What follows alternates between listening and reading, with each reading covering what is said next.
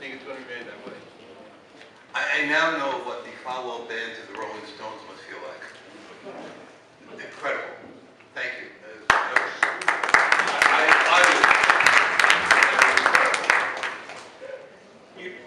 Very few times in one life does one have an opportunity to see an event that comes along extraordinarily rarely. You hear about the 100-year storms, you hear about eclipses, you hear things that really happen occasionally. One of the things that we heard about when I was growing up is the birth of democracy. A term that, to be very honest, very few of us, when we were young, comprehended at all. I used a bigger word because of you. The truth of the matter is, tonight, and I did not come here expecting to say this, but tonight I understand what the birth of democracy is all about. Sitting here in this room, we are witnessing the advent of a new political party. A political party that's going to persevere and going to make a difference. That truly is what democracy is all about. When the people get together and say, we have rights, we have ideas, and we have a government that's totally non-responsive. We demand better. And there's only one way to demand better in a democracy, and that's by politics. Because the truth of the matter is, it was said before, I don't care who you are, and it's evident, not even in a democracy, by Putin in Russia. The richest man in Russia was put in jail, stripped of all his assets, and basically made an enemy of the state by politics. He did nothing wrong except speak out against the government. That's when the government does not respond to people. And here, we have a government that has basically said, we don't care anymore. The sole goal of our government is to get reelected. The problem that we have is that we have lost one of the greatest protectors of our states, of the United States, and that is an investigative free press. I read a very disturbing article in the paper the other day. They did a survey, and they asked Long Islanders, one of the most educated group of people in the United States, what do they think of what Cuomo did with the Moreland Commission?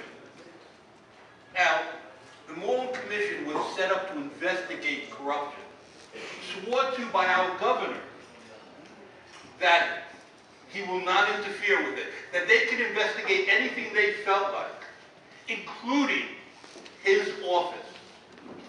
Well, unfortunately, that's what they did. Well, they attempted to do it, and what did Cuomo do? When he found out they were investigating him and his executive branch, he shut him down. Think about that. You set up a committee to investigate corruption in government. You say it's free to do what it wants, and when it turns its eyes upon you, its creator, he shuts it down. Now, that's terrible. It's scary. But what's even more scary than that is 69% of the people on Long Island didn't know what the Moreland Commission was. The people in this room are here, hopefully, because they feel that they deserve better. That what you want to do is you want to create a viable voice in government, not just for your self-interest, because let's face it, your self-interest really merge with the interests of the state. If the state does well, you have an opportunity to do better. What you want is a voice in that process. And what we offer here is that voice. What we want to do is protect the rights of everyone and act as a voice for the people who want better. Unfortunately, democracy is not free. And I'm not talking about money. I'm talking effort. Democracy doesn't just happen. Everybody here has a job, a routine, obligations, other things that they can be doing at this moment in time. And many things that they can be doing for the next month until November 4th.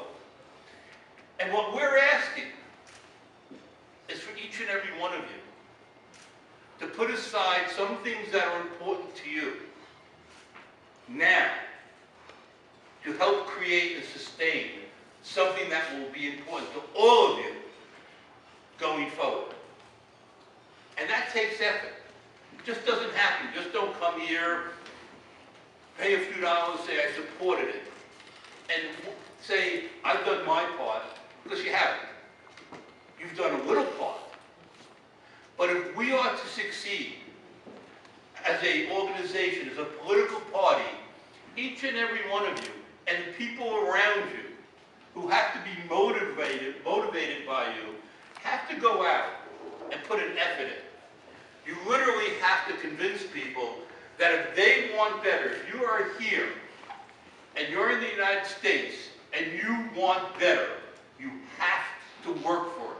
It's not coming to you because the people who have it aren't giving it up. They got it and they're not going to hand it over to you. So if you want it, you got to work for it. And working for it is very simple. You got to go out and you yourselves have to vote. But that's just not enough. Because we need 50,000 votes. At 50,000 votes, we become somebody out of nothing. Created by everybody here. Each and every one of you is a part of creating it. But if you don't work for it, all you're going to see is smoke at the end of the day. Because we get 49,999 votes. November 5th, nobody knows the name Sapient Party. Because we're gone. We no longer exist. The Right to Life Party no longer exists. The Liberal Party no longer exists because they did not get 50,000 votes. So if you think 50,000 votes is going to come out of a room of 150 or 200, it's not. It only comes out of the room if you go out and make it come out of the room. And that means telling your family, telling your friends, driving your friends, reminding your friends, and instilling some pride in your friends that it's not easy to be in the game. It's easy to be a critic. You can sit back and say, this is terrible. I can't believe what they're doing to us. This shouldn't happen. I would do better. It's easy to say that. But it's the person in the game that has to do it. And we can't be in the game without all of you and everybody and anybody that you can bring to the voting booth on November 4th and vote so that we can have a say and we can start change. We may not be the player, but the player has to recognize what we want.